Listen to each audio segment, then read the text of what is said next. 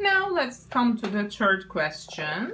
It says, suppose a supplier can identify two distinct groups of customers, students and non-students. It's about, again, third-degree price discrimination. Two different groups is identified by the monopolist, students and non-students. And the demand by the students is QS, and the demand by the non-students are QN, are given by QS. Demand for the students is 100 minus 8 PS, and Q non-students, demand for the non-students is given as 100 minus 4 PN. The total demand is the sum of the total demand in the market is just sum of students' demand and non-students' demand, which is 200 minus 12p.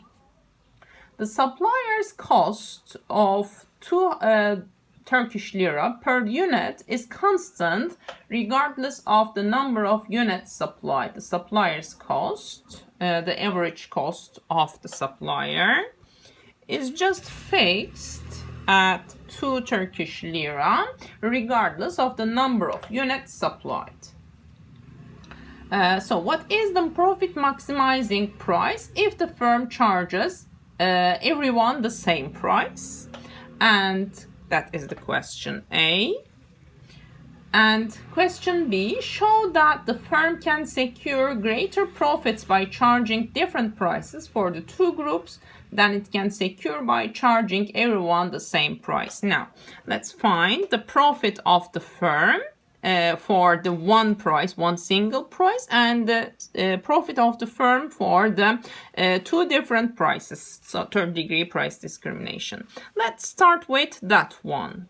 Q single price, Q equal to 200 minus 12p. That is normal demand function. So we need to find inverse demand function. So 12p equal to 200 minus Q, and P equal to 200 over 12 minus 1 over 12 Q. And we need also, that is the inverse demand. We need the marginal revenue. So total revenue at first, price times quantity, which is 200 over 12Q minus 1 over 12Q square. And the marginal revenue, 200 over 12 minus 1 over 6Q. 2 başa geldi. That is marginal revenue. And the average cost is 2, which means that the marginal cost is just equal that one. For single price, for one single price, the marginal revenue must be equalized to the marginal cost. So 200 over 12 minus 1 over 6Q equal to 2. 1 over 6Q equal to 2'yi çıkarırsak 200'den 20 çıktı. 176 bölü 12. So from here, Q is the profit maximizing level of output for the monopolist will be 2'ye böldük 88 olacak. Profit maximizing level of output is 88, and the profit maximizing price, when we put it to the inverse demand function, 12 eksi 1 bölü 12 çarpı 88, 200'den 88 çıkarsa 112, değil mi? Bakalım. 200 eksi 88, evet, bölü 12 diyelim. 9.33 yaklaşık. 3 gidiyor. Peki. And let's find the profit of this monopolist for one single price. Profit is the difference between total revenue and total cost. Total revenue is price times quantity minus total cost. Here we have average cost. Average cost times Q, we can say. Price is 933 times 88 minus 2 times Q, 2 times 88. Peki bakalım. Burası 821.33. Burası da 176.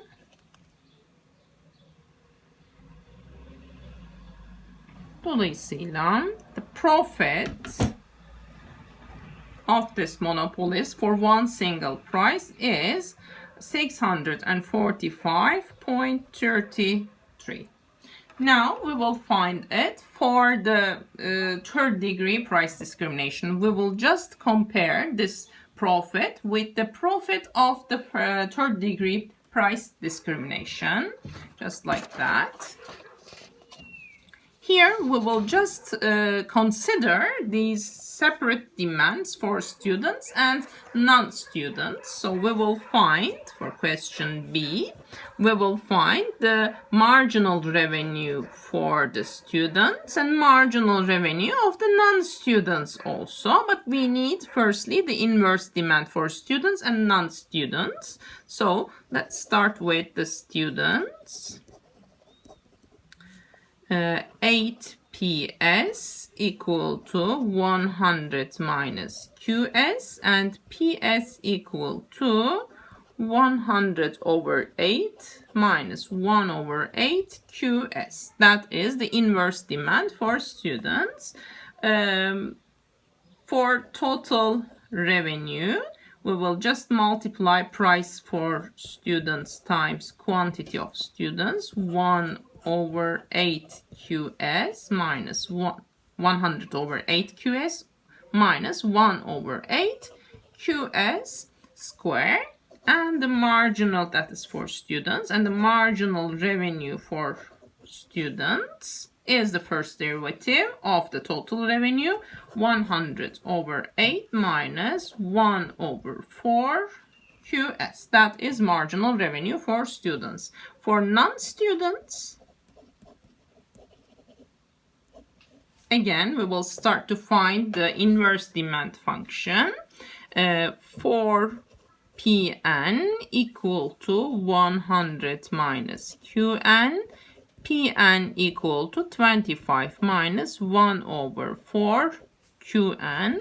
Total revenue for non-students is 25 Qn minus 1 over 4 Qn square. And the marginal revenue for non-students is 25 minus 1 over 2 Qn. Now we will do the same thing.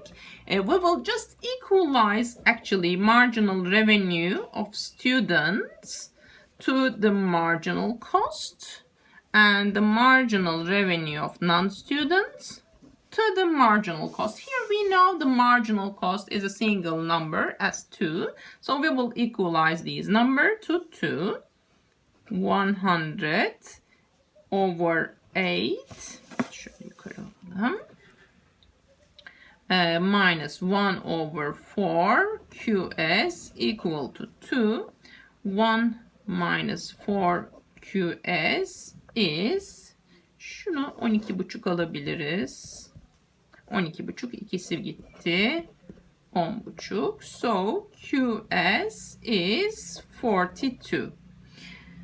So 42 units of that good will be sold to the students, at which price we will just put that number to the inverse demand. Where is it? It is here. We will put this number to here. Price for students will be 100 over 8 minus 1 over 8 times 42. 100'den 42 çıkarsa 58. 58'i de 8'e bölersek yaklaşık bir şey olacak. 7,25. So the price for students is 7.25. We can also find the profit for the students. Profit for the students. Q students times P students minus total cost is just the same. Average cost times quantity of students, which is 42 times 7.25 minus 2 times 42. Değil mi? 42 çarpı 725. Evet. Şurası 304,5 eksi 84. 220.5 is the profit from the students.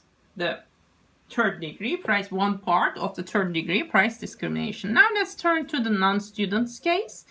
The marginal revenue 25 minus 1 over 2 Qn must be equalized to the marginal cost, which is 2. 1 over 2 Qn equal to 23 and Qn is 46. So please try to see 46 units will be sold to the non-students, but what about the price? Price for non-students is, we will put it to the inverse demand here. 25 minus 1 over 4 times 46. 11,5, 25'ten 11,5 çıkarsa 13,5 kalacak tabii ki. So the price for non-students is higher. Please try to see. Price for students is 7.25. Price for non-students is 13.5. Quantity is 46 here and 42 here. And what about the profit from non-students? It's quantity of non-students times price minus average cost times Qn. So 46 çarpı 13,5 eksi 2 çarpı 46. Peki.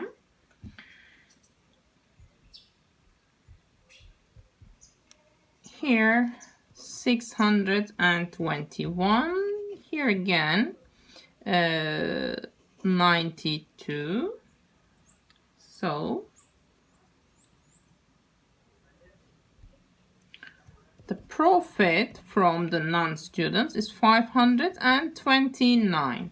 Profit for students, this, and non-students is this. Now let's sum the profit of students and profit from non-students. 220.5 plus 529, which is 749.5. Now let's remember the profit for one single price. Profit for one single price was 645. By discriminating the market into two, students and non-students, the firm is earning more profit. So PS plus PN is just greater than the one single price. So it's better for the monopolist to discriminate the prices for students and non-students, we can say.